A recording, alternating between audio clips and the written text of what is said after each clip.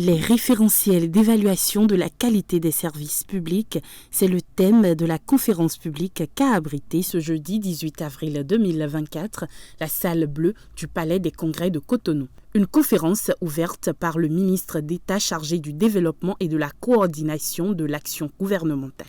Dans son allocution, il a précisé l'utilité du développement des services publics. L'État n'a de sens et sa construction politique n'est durable que si son utilité sociale est établie.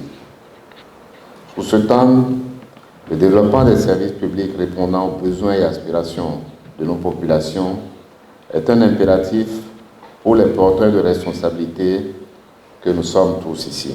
C'est donc dit que la délivrance de services publics doit être perçue comme une mission régalienne de l'État. Il est le seul en mesure de garantir l'équité et la justice dans la construction du bien-être social des populations. Autrement dit, c'est à l'aune de sa capacité à prendre en charge les besoins des citoyens à travers les services publics que se mesure la crédibilité et la redevabilité de l'État.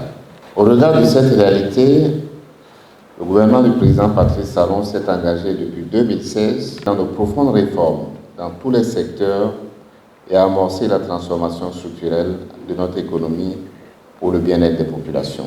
Je veux rappeler que dans tous les secteurs où des investissements massifs se sont réalisés, ces investissements importants ont été toujours accompagnés de réformes importantes dont l'objectif est tout simplement de s'assurer que, avec ces investissements majeurs, nos concitoyens ont désormais les services qu'ils demandent.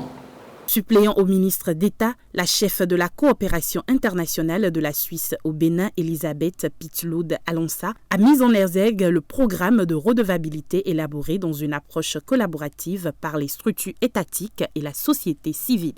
La redevabilité, comme nous le savons tous et toutes, est le fondement essentiel d'une gouvernance transparente, inclusive et efficace des affaires publiques et est un puissant levier en faveur d'une jouissance accrue des droits sociaux, économiques et politiques des citoyens. La phase 2 du programme redevabilité, où les porteurs de responsabilités et les détenteurs de droits, ainsi que les acteurs de l'interface, œuvrent ensemble à l'amélioration de la qualité des services sociaux de base, a démarré en 2020 pour une durée de 4 ans. Elle se termine donc, cette phase 2. Elle a visé à créer un environnement où les organisations de la société civile, les citoyens, les médias interagissent avec les pouvoirs publics pour offrir de meilleurs services de base aux populations. Le fonds de soutien aux initiatives de redevabilité, intitulé le FOSIR, est l'un des instruments phares de ce programme. Il a permis de financer, par appel à projets, plus d'une 50aine d'organisations de la société civile et a ainsi mis en exergue, lors des évaluations et des interpellations citoyennes, avec les porteurs de responsabilités que sont les autorités nationales et locales, la nécessité de disposer de référentiels, de normes pour apprécier la qualité des services publics fournis. Quant à Abdoulaye Gounou, le directeur général de l'évaluation et de l'observation du changement social, il a appuyé les dires de la chef de la coopération internationale de la Suisse au Bénin, tout en insistant sur les tournants de la phase 2 du dit programme de redevabilité.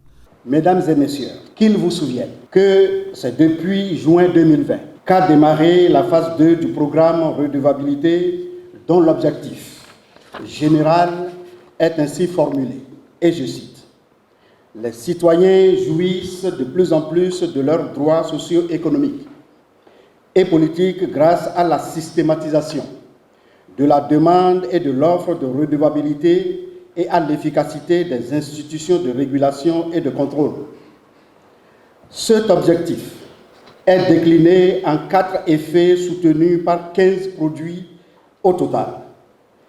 Dans le cadre de l'opérationnalisation de cet objectif, la phase 2 œuvre à la recevabilité de la redevabilité dans toute sa diversité en abordant à la fois la redevabilité sociale, la redevabilité électorale, la redevabilité judiciaire, la redevabilité financière et la redevabilité administrative. La stratégie de mise en œuvre du programme a prévu une variété de modalités partenariales qui impliquent à la fois les détenteurs de droits, les porteurs d'obligations et les institutions de régulation et de contrôle.